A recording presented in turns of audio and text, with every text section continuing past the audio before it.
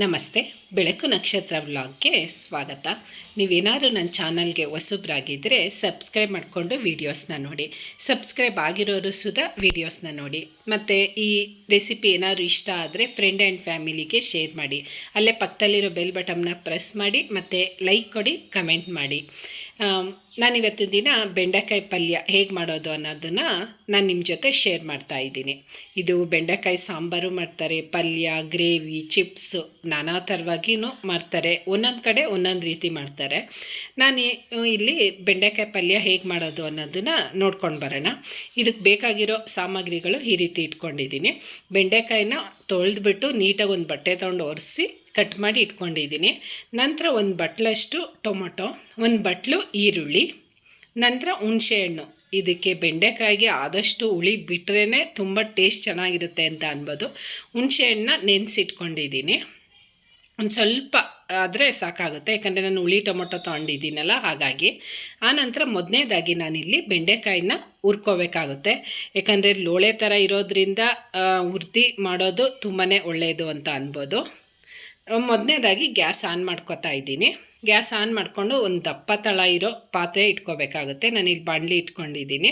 ಆದಷ್ಟು ದಪ್ಪ ಇದ್ದರೆ ತುಂಬಾ ಒಳ್ಳೆಯದು, ಯಾಕಂದರೆ ಏನೇ ಸಾಮಗ್ರಿಗಳನ್ನ ಉರಿಬೇಕಾದ್ರೆ ಸ್ವಲ್ಪ ದಪ್ಪ ತಳ ಇರೋ ಪಾತ್ರೆಗಳನ್ನ ಇಟ್ಕೊಂಡ್ರೆ ಒಳ್ಳೆಯದು, ಬೇಗ ಸೀದೋಗಲ್ಲ ಅನ್ನೋ ಕಾರಣಕ್ಕೆ. ನೀಟಾಗಿ ಒಂದೇ ಸಮ ಹುರ್ಕೋಬೋದು ಅನ್ನೋ ಕಾರಣಕ್ಕೆ ಈಗ ಬಾಣಲಿಗೆ ನಾನು ಬೆಂಡೆಕಾಯಿ ಹಾಕ್ಕೊಂಡು ನೀಟಾಗಿ ಹುರ್ಕೋಬೇಕಾಗುತ್ತೆ. ನಾನಿಲ್ಲಿ ಮರದ ಸೌಟು ಯೂಸ್ ಮಾಡ್ತಾ ಇದ್ದೀನಿ, ಯಾಕಂದರೆ ಸಿಲ್ವರ್ ಪಾತ್ರೆ ಯೂಸ್ ಮಾಡ್ತಾ ಇರೋದ್ರಿಂದ ಆದಷ್ಟು ಮರದ ಸೌಟನ್ನ ಯೂಸ್ ಮಾಡಿ ನೀವು. ಯಾಕಂದರೆ ಅನಿವಾರ್ಯ, ಅಥವಾ ಒಂದೇ ಸಲ ನಾವು ಎಲ್ಲನೂ ಚೇಂಜ್ ಮಾಡೋದಕ್ಕೆ ಆಗೋದಿಲ್ಲ. ಅಡುಗೆ ಮನೆಯಲ್ಲಿ ಒಂದಾದ್ರೂ ಪಾತ್ರೆ, ಸಿಲ್ವರ್ ಪಾತ್ರೆ ಇರಲೇಬೇಕು. ಹಾಗಾಗಿ ಒಂದೊಂದೊಂದು ಚೇಂಜ್ ಮಾಡ್ಕೋಬೋದು ಆಮೇಲೆ ಮುಂದಕ್ಕೆ. ಈಗ ತಕ್ಷಣಕ್ಕೆ ಏನಾದರೂ ಇದೆ ಅಂತ ಅಂದರೆ ಆದಷ್ಟು ನೀವು ಮರದ ಸೌಟು ಯೂಸ್ ಮಾಡಿ.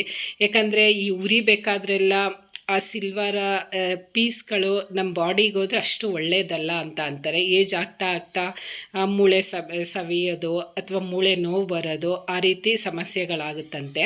ಹಾಗಾಗಿ ಅಥವಾ ಸ್ಟೀಲಲ್ಲಿ ಮಾಡಬೇಕಾದ್ರೂ ನೀವು ಆದಷ್ಟು ಮರದ ಸೌಟೆ ಇಟ್ಕೊಳ್ಳಿ, ಯಾಕಂದರೆ ಬೇಗ ಸ್ಕ್ರ್ಯಾಚ್ ಆಗಿಬಿಡುತ್ತೆ, ಹಳೆಯ ಥರ ಕಾಣುತ್ತೆ ಅನ್ನೋ ಕಾರಣಕ್ಕೆ. ನಾನಿದು ಮುದ್ದೆ ಕೋಲಾಗೂ ಯೂಸ್ ಮಾಡ್ತೀನಿ, ಈ ರೀತಿ ಹುರ್ಕೊಳ್ಳೋದಕ್ಕೆಲ್ಲ ಇದನ್ನೇ ಯೂಸ್ ಮಾಡ್ತೀನಿ. ಆದಷ್ಟು ನಾನು ಉಪ್ಪಿಟ್ಟು, ರವೆ ಅವೆಲ್ಲ ಇದರಲ್ಲೇ ಹುರ್ಕೊಳ್ಳೋದು.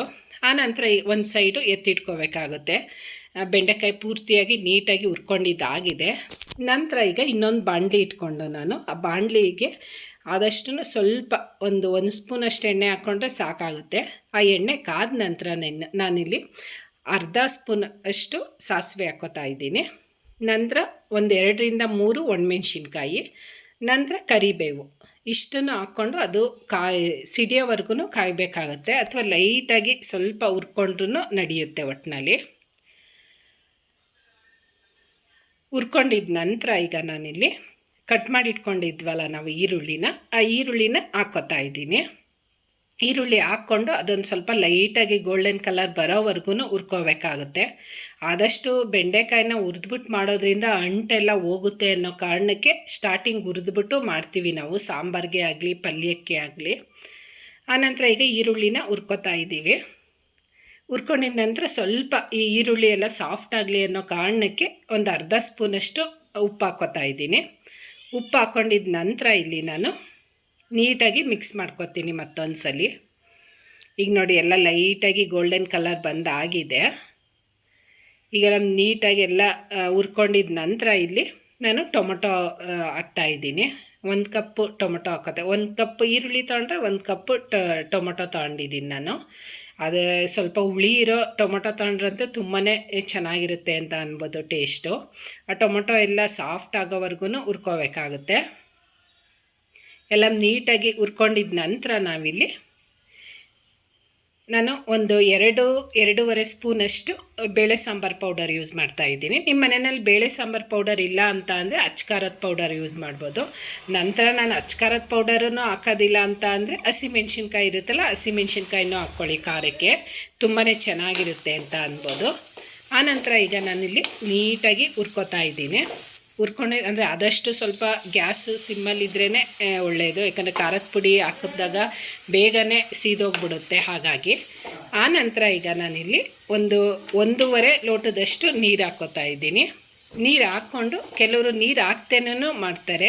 ನಾನಿಲ್ಲಿ ನೀರು ಹಾಕ್ಕೊಂಡು ಮಾಡ್ಕೋತಾ ಇದ್ದೀನಿ.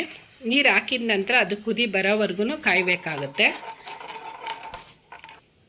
ಆ ನಂತರ ನಾನಿಲ್ಲಿ ಹುಣ್ಸೆಹಣ್ಣು ರಸನ ಹಾಕೋತಾ ಇದ್ದೀನಿ. ಲಾಸ್ಟ್ ಮೂಮೆಂಟಲ್ಲಿ ಹುಣ್ಸೆಹಣ್ಣು ರಸ ಹಾಕ್ಕೋಬೇಕಾಗುತ್ತೆ.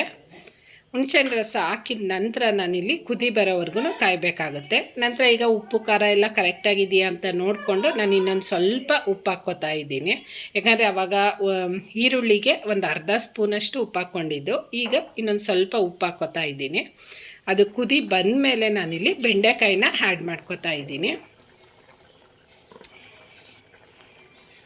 ಈಗ ಬೆಂಡೆಕಾಯಿ ಹಾಕಿದ ನಂತರ, ಯಾಕಂದರೆ ಯಾವುದೇ ಕಾರಣಕ್ಕೂ ನಾವು ಬೆಂಡೆಕಾಯಿ ಹಾಕಿದ ನಂತರ ನಾವು ನೀರು ಹಾಕ್ಕೋಬಾರ್ದು, ಯಾಕಂದರೆ ಲೋಳೆ ಥರ ಆಗಿಬಿಡುತ್ತೆ ಅನ್ನೋ ಕಾರಣಕ್ಕೆ. ಆ ನೀರೆಲ್ಲ ಕುದಿ ಬಂದಮೇಲೆ ನಾವು ಬೆಂಡೆಕಾಯಿ ಹಾಕ್ಕೊಂಡ್ರೆ ತುಂಬಾ ಚೆನ್ನಾಗಿರುತ್ತೆ ಅಂತ ಅನ್ಬೋದು. ಈಗ ಬೇಯೋದಕ್ಕೆ ಬಿಡಬೇಕಾಗುತ್ತೆ. ಆ ಈರುಳ್ಳಿ, ಟೊಮೊಟೊ ಮತ್ತು ಬೆಂಡೆಕಾಯಿ ಎಲ್ಲ ಹೊಂದ್ಕೊಳ್ಳೋ ಥರ ಬೇಯಬೇಕಾಗುತ್ತೆ.